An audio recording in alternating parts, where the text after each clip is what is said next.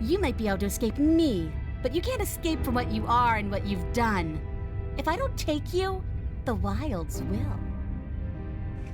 You turn to leave, but as you do, there's a deep, guttural groan, seemingly uttered by the walls themselves, followed by the creak of wood being stretched beyond its limits.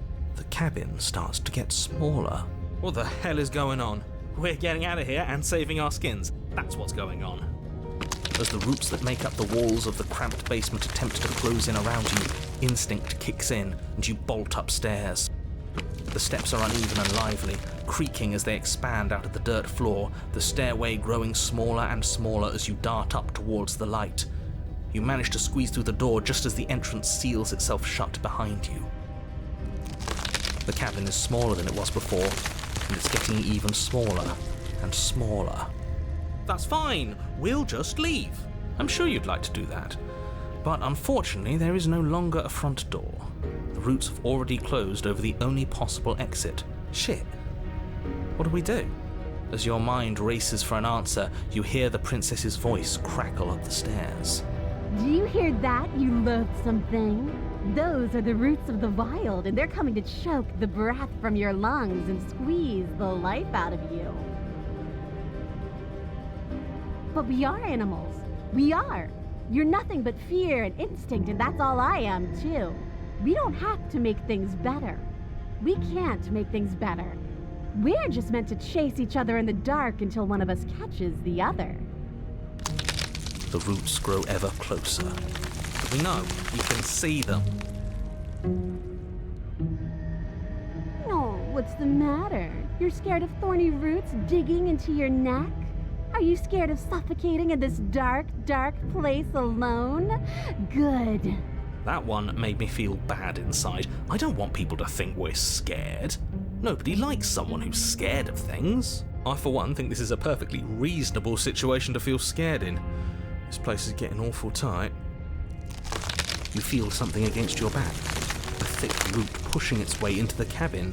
An unstoppable, unyielding wall of bark. You're running out of time. Shit. What do we do? What do we do?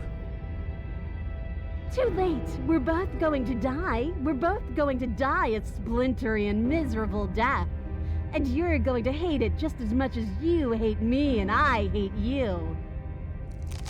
You slump to the floor as the roots continue to expand into the cabin.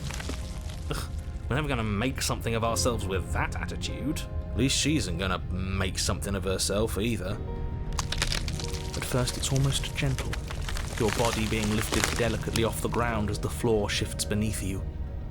But the cradle of the growing roots starts to feel suffocating, then unbearably tight, then that tightness gives way to bulging pressure as they begin to constrict. The sound of creaking wood is drowned out by the snaps and pops of your bones, pain flooding your senses as you feel your skin deform, being shaped unnaturally by the living cabin. The suffering is what you deserve, you hideous creature. Know as you die that you are hated. I hate you, and I'm glad to die horribly if it means you die with me. I wouldn't have it any other way. The pressure is unfathomable. You can't breathe, your vision swimming with red, your head pounding with trapped blood. And then you pop. Everything goes dark, and you die.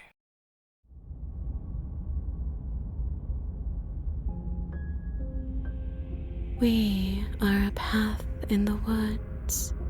We have no beginning, and we have no end, but something cold and unnatural sits watching us from just beyond our edge. His gaze pushes against our borders, curling them in on themselves, preventing them from stretching to the places they need to reach. No, that's all wrong. You're not a path in the woods, you're on a path in the woods. Who's even saying that? That's not the princess, is it? Oh no. How many times have you been here? I think this is our third? That's bad. That's very, very bad. It wasn't even supposed to reach 2. If you're at 3, well, no wonder things aren't the way they're supposed to be. let's get our facts straight. What happened last time? What could you have possibly done for things to be like this? The thing that sits beyond our edge speaks his logic into us. He tries to grasp at things that cannot be grasped. He tries to stare with wide pupils at that which can only be held from the corner of the eye or with a passing glance. Shut up. The rest of you, talk. What happened? What did you do? Why does he want to know? I don't mind where we are right now. It's rather nice. I can hear what everyone is thinking. There's no reason to keep secrets. We tried leaving her in the basement, but she made the cabin come to life, and it crushed both of us into a fine paste.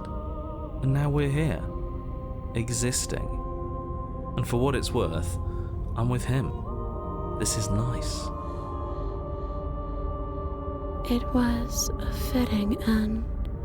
I'm sorry if it hurt, but doesn't this make it all seem so small?